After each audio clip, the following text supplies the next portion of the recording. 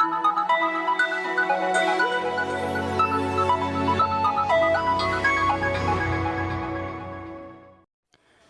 everyone, this dictation is from GD BIST, volume number 4. Speed will be 100 words per minute. Be ready. 5 seconds.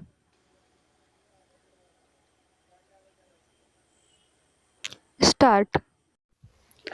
Sir, the minimum pension has been increased to rupees 375 per month with effect from 1st April 1986.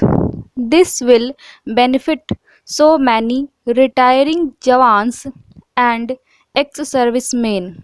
Sir, many pay commissions have been appointed since independence.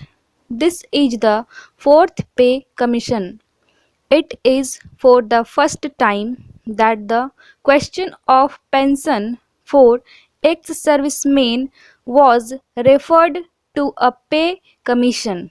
Therefore, there has been a departure from the past. This matter has been considered. Certain arguments have been adduced. Arguments have been adduced by the pay commission also. We will go into all these points which have been raised by the honorable members. I also will look into these points again, but I have given you the present position and the present facts as they are. Then, sir, there was the question of self-reliance and self-sufficiency. Points of that kind were rightly raised by many members. I want only to give a certain perspective to this question. Sir, we are all equally interested in it, but in a matter like defense, where technology sometimes move very fast, where the expenditure made on defense production, research, and other aspects of trials, development of weapons, etc., is enormous. In some of the developed countries, their voice to aim at self-sufficiency may be too ambitious. I think we should aim at self-reliance, and we should aim at self-reliance particularly in the critical defense areas that we should aim at, and we should also keep in mind the fact that if we weaken the process of economic development or distributive justice, then also we weaken the defense of the country. The defense of the country is not just armaments, it is economic growth, it is the stability of our polity. All these things together make up the defense of the country. So, a certain balance will have to be kept, and we will have to keep our resources in view.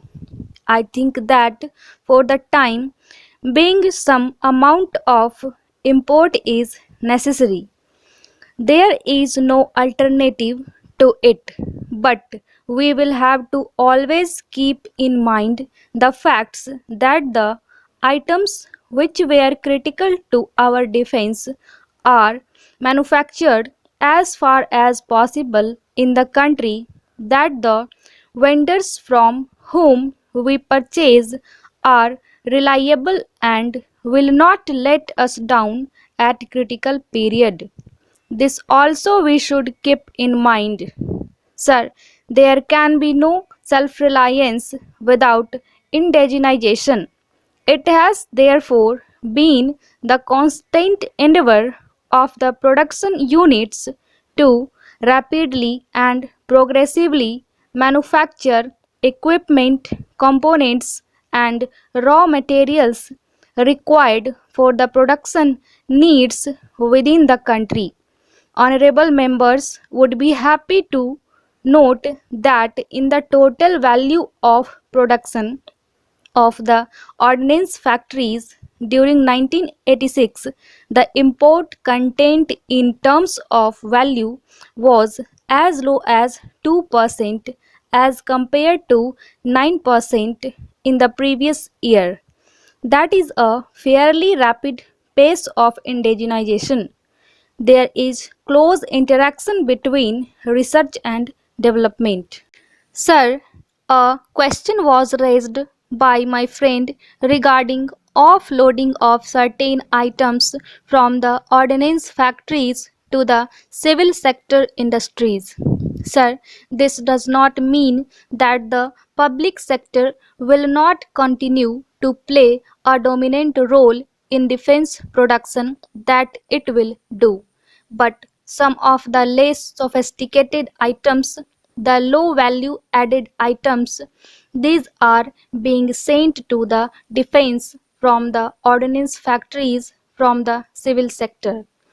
This will give greater scope for high technology areas to be catered to by the defense sector. I think this is a step in the right direction. If you would like to know the kind of products we are talking about, it is clothing and uniforms, mosquito nets, tents, ammunition carrying boxes, wooden crates, and items like that. One point I would like to mention and then pass on to the next item. That is, we are not going to retrench anybody as a result of this policy. There may be cases of redeployment of some, but no retrenchment. Through the civil sector also, production has increased from rupees 55 lakhs to rupees 277 crores in the last few years. But I would like to say that in the defense matters, we should be able to use the total industrial capacity of the country, the total strength of the country, and to do it in a manner that whenever there is danger, all of it can be put to use. With regard to quality and standardization, we are attending to these matters, but I am sure that the House would not like me now to spell out the details. Sir, I have got various points here which have been raised by honorable members, but I think I will seek their indulgence in not replying to these points now individually, because it would take a long time. I would like to assure only my friend from Assam who said that Assam is somehow forgotten. How can Assam be forgotten? Every one of us here sitting in this house is as much concerned about Assam as my friend. I think I can easily speak for all the sections of the House when I say this, and therefore this sense of alienation is totally unwarranted.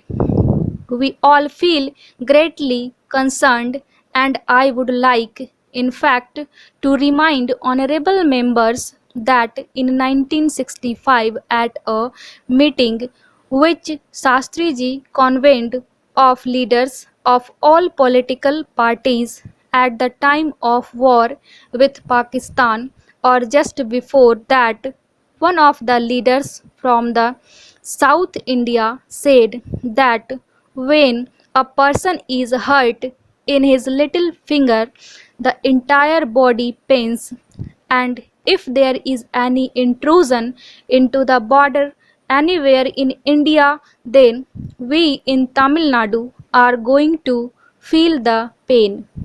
That is how we look upon India. And it is in that spirit that General Aurora also spoke the other day, saying that if we are going to strengthen our defense, we must have unity.